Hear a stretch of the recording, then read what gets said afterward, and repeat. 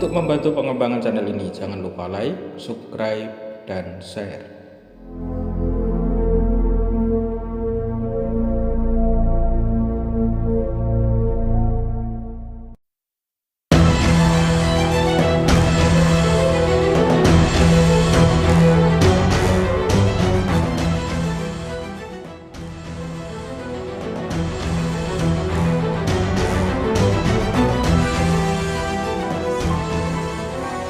Assalamualaikum warahmatullahi wabarakatuh, sahabat ngaji wali yang dimuliakan Allah.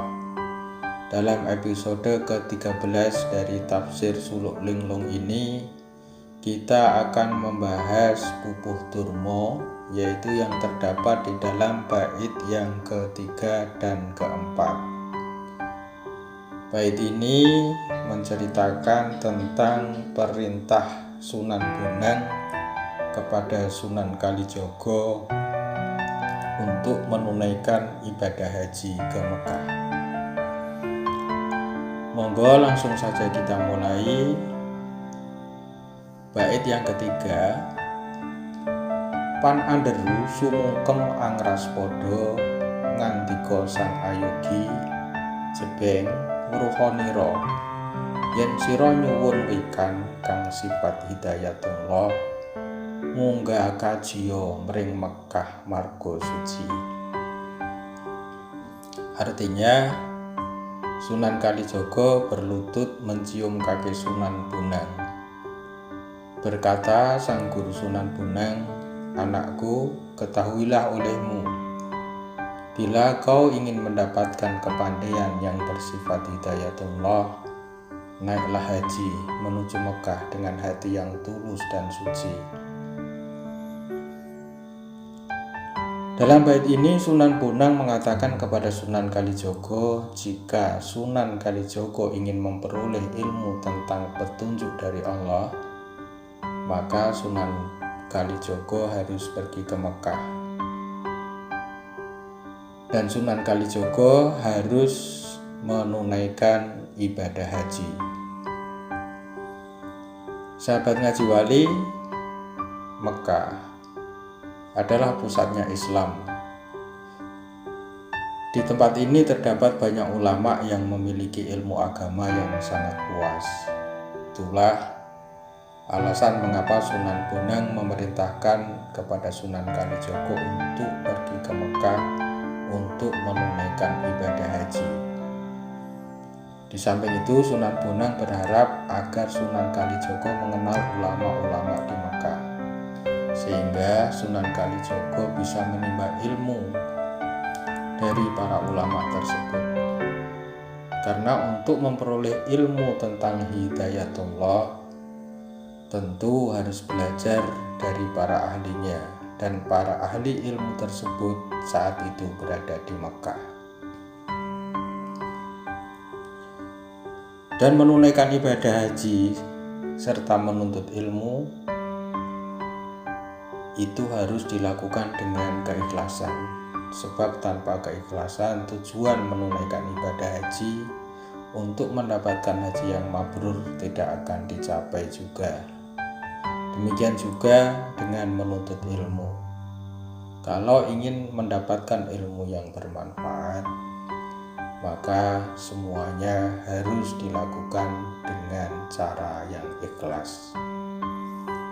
Kemudian bait keempat disebutkan, ambambilo toyo zamzam mering Mekah iyo banyu kang suci sarto ngalap berkah Kanjeng Nabi panutan Seh Malaya angabekti angaras podo pamit sigro lumaris. Sunan Bonang berpesan, ambillah air zam-zam ke Mekah. Itu adalah air yang suci, serta sekaligus mengharap berkah syafaat Kanjeng Nabi Muhammad yang menjadi suri tauladan manusia. Syekh Malaya berbakti, mencium kaki, mohon diri dan segera menuju tujuan. Sunan Bonang juga memerintahkan kepada Sunan Kalijogo untuk mengambil air zam-zam yang merupakan air suci bagi umat Islam. Kenapa Sunan Bonang memerintahkan kepada Sunan Kalijogo untuk mengambil air Zam-Zam?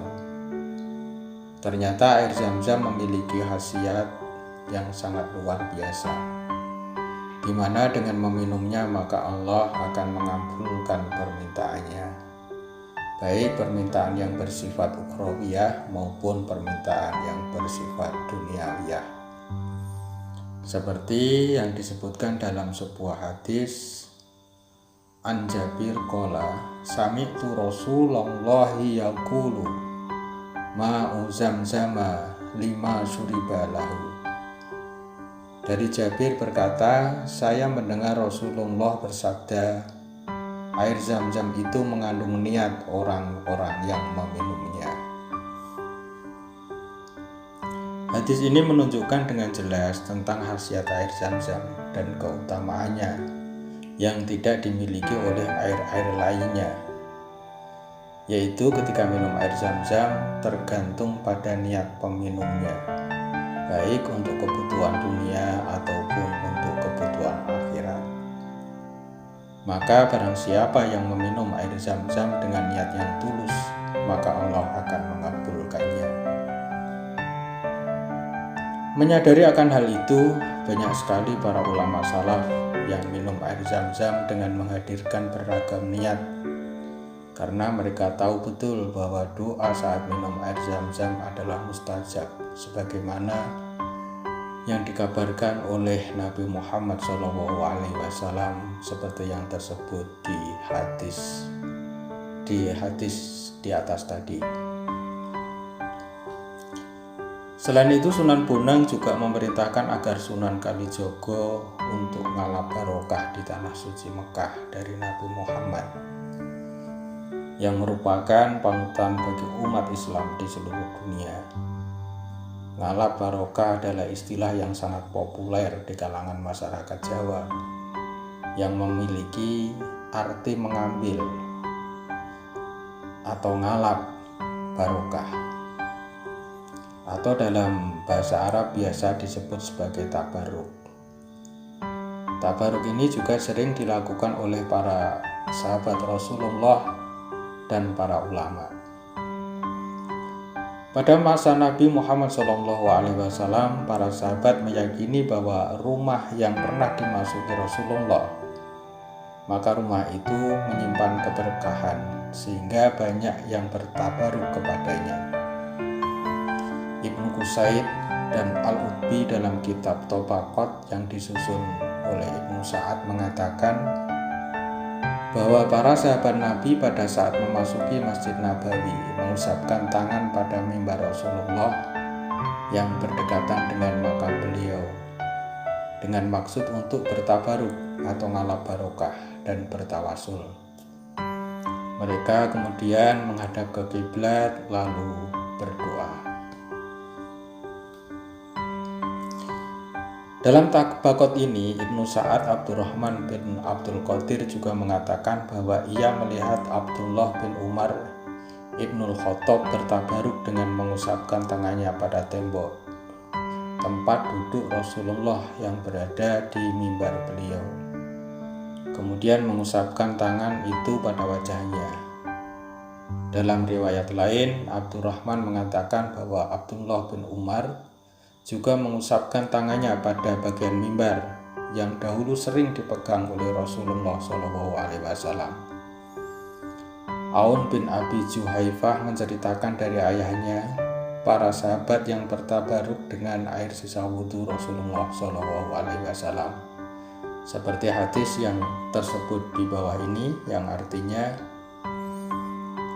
aku mendatangi Rasulullah SAW sewaktu beliau ada di Kubah Hamra dari Adam.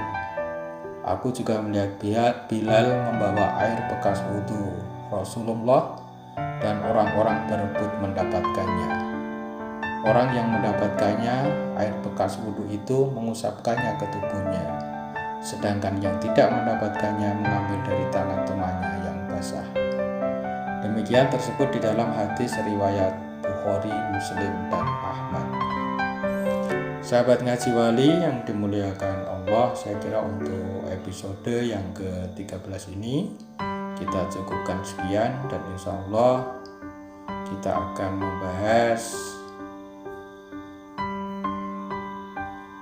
pupuh durma yang terdapat di dalam suluk linglung pada pertemuan yang akan datang. Saya akhiri, wassalamualaikum warahmatullahi wabarakatuh.